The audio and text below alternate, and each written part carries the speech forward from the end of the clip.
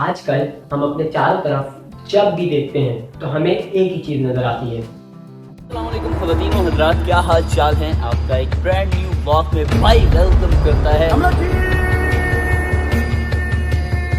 Assalamualaikum. Welcome back to the Assalamualaikum everyone. Welcome to Astrology. This is Mikra Kawal. Welcome to another vlog. Welcome to another very तो दोस्तों, YouTube बना 2005 में और blogging का जो ये क्राइटेरिया है ये शुरू हुआ 2008 से लेकर 2010 के दरमियान। तो ब्लॉगिंग को सबसे पहले पॉपुलर ब्लॉगर शे कार्ल बटलर ने शुरू किया था। अगर हम कहते हैं कि we are losing time but they are making money, so is it right, तो मेरी तरफ से इट्स अ बिग यस। जी हाँ, अगर आप व्लॉग्स देखते हो तो आपकी लाइफ भी डेंजरस में है, आप खतरे में हो। If you watching vlogs then it consumes your entire day and wasting a lot of time, और साथ ही साथ ये आपके मेंटल हेल्थ पर भी अफेक्ट करता है। बट हमारा ब्रेन एक क्वेश्चन राइज करता है कि हाउ, कैसे। सर, जैसे कि आप सबको मैंने शुरू में बताया था, एलेक्स 20 दिन से नहाया नहीं है। क्या हुआ भाई? क्या हुआ? सौरभ भाई क्या करते हो यार आप? सो गाइस, क्या आपको लगता है कि व्लॉग्स में जितनी भी चीज़ें दिखाई जाती हैं वो सब रियल होती है? So sadly guys, it's not a true, it's all about fake personality to showcase in front of the camera.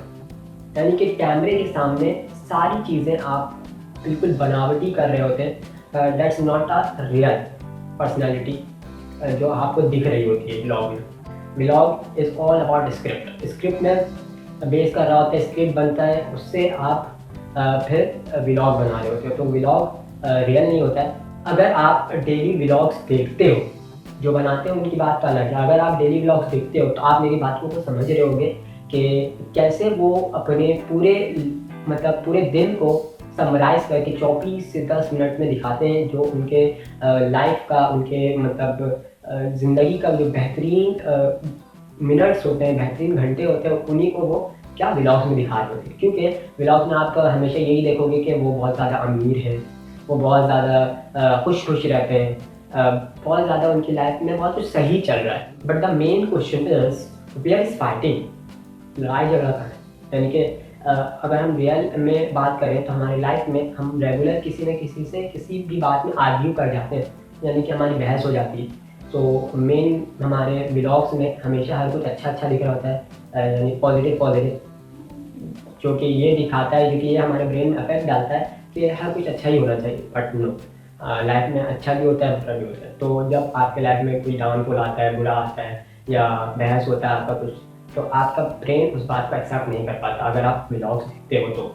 और साथ में आपने ये भी देखा होगा कि व्लॉगर्स की लाइफ में बहुत ज़्यादा फ़नी मोमेंट्स आ रहे होते हैं, बहुत ज़्यादा इंगेजिंग रहते हैं वो अपनी लाइफ में, और खुश रहते हैं, एंगेज रहते हैं, गेम्स प्ले कर रहे होते हैं।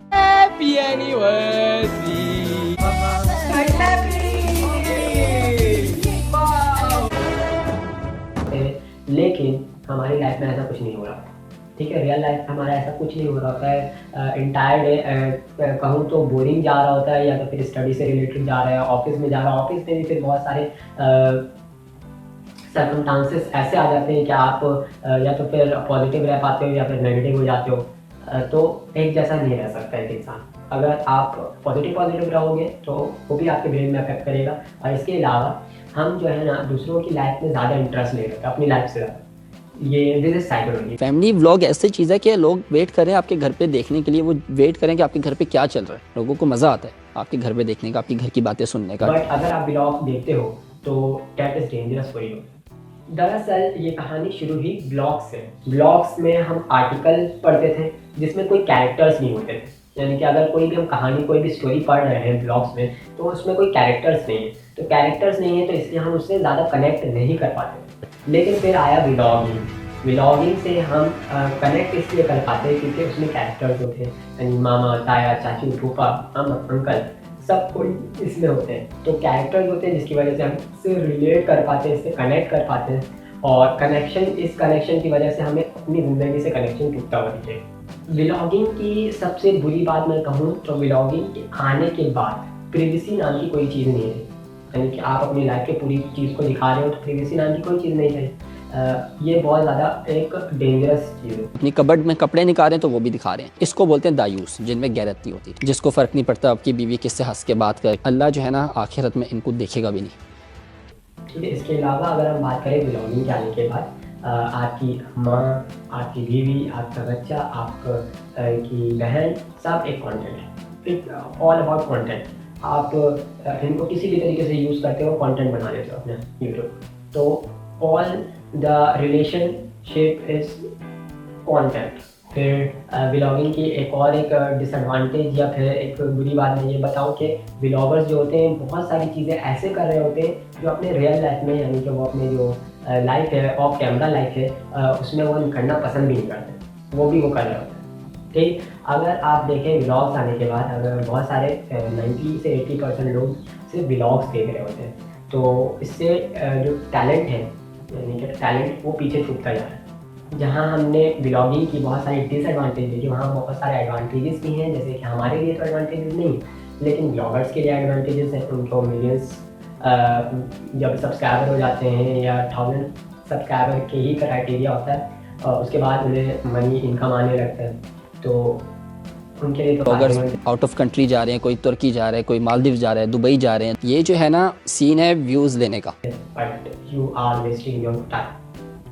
सो अपने वक्त को एक अच्छी जगह लगाएं, अपने वक्त को यूटिलाइज करना चाहिए। Don't waste your